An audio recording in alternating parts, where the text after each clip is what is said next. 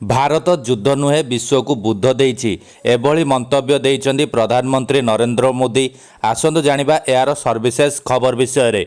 ବିଶ୍ୱରେ ଶାନ୍ତି ଏବଂ ସମୃଦ୍ଧତା ପାଇଁ ଭାରତର ଦୀର୍ଘ ଦିନର ପ୍ରତିବଦ୍ଧତାକୁ ଗୁରୁତ୍ୱ ଦେଇ ପ୍ରଧାନମନ୍ତ୍ରୀ ନରେନ୍ଦ୍ର ମୋଦି ଭିଏନାରେ ସମ୍ବୋଧିତ କରି କହିଛନ୍ତି ଯେ ଭାରତ ବିଶ୍ୱକୁ ଯୁଦ୍ଧ ନୁହେଁ ବୁଦ୍ଧ ଦେଇଛି। ଏକବିଂଶ ଶତାବ୍ଦୀରେ ବିଶ୍ୱ ନେତୃତ୍ୱ ପାଇଁ ଭାରତର ଆକାଂକ୍ଷାକୁ ପ୍ରଧାନମନ୍ତ୍ରୀ ମୋଦି ଆଲୋକପାତ କରି କହିଥିଲେ ଯେ ଦେଶ ସାର୍ବଭୌମତ୍ୱ ଉଜ୍ଜ୍ୱଳ ବୃହତ୍ତମ ହାସଲ କରିବା ଏବଂ ସର୍ବୋଚ୍ଚ ମାଇଲଖୁଣ୍ଟରେ ପହଞ୍ଚିବା ଦିଗରେ କାର୍ଯ୍ୟ କରୁଛି। ହଜାରେ ବର୍ଷ ଧରି ଆମେ ଆମର ଜ୍ଞାନ ଏବଂ ପାରଦର୍ଶିତା ବାଣ୍ଟିଛୁ। ଆମେ ଯୁଦ୍ଧ ଦେଇନାହୁଁ, ଆମେ ବିଶ୍ୱକୁ ବୁଦ୍ଧ ଦେଇଛୁ। ଭାରତ ସର୍ବଦା ଶାନ୍ତି ଏବଂ ସମୃଦ୍ଧତା ଦେଇଛି ବୋଲି ପ୍ରଧାନମନ୍ତ୍ରୀ ମୋଦି ବୁଧବାର ଭିଏନାରେ କହିଛନ୍ତି।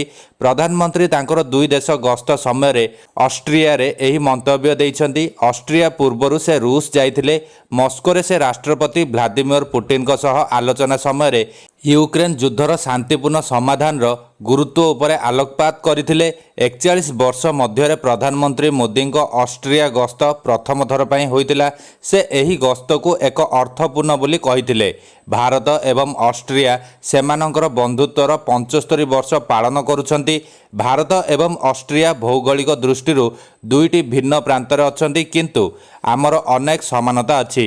ଗଣତନ୍ତ୍ର ଉଭୟ ଦେଶକୁ ଯୋଡ଼ିଥାଏ। ଆମର ସହଭାଗୀ ମୂଲ୍ୟବୋଧ ହେଉଛି ସ୍ୱାଧୀନତା, ସମାନତା, ବହୁବଚନତା ଏବଂ ଆଇନ ଶାସନ ପ୍ରତି ସମ୍ମାନ। ଆମର ସମାଜ ବହୁ ସଂସ୍କୃତି ଏବଂ ବହୁଭାଷୀ। ଉଭୟ ଦେଶ ବିବିଧତାକୁ ପାଳନ କରେ ଏବଂ ଏହି ମୂଲ୍ୟବୋଧକୁ ପ୍ରତିଫଳିତ କରିବା ପାଇଁ ଏକ ବଡ଼ ମାଧ୍ୟମ ହେଉଛି ନିର୍ବାଚନ ବୋଲି ପ୍ରଧାନମନ୍ତ୍ରୀ କହିଛନ୍ତି।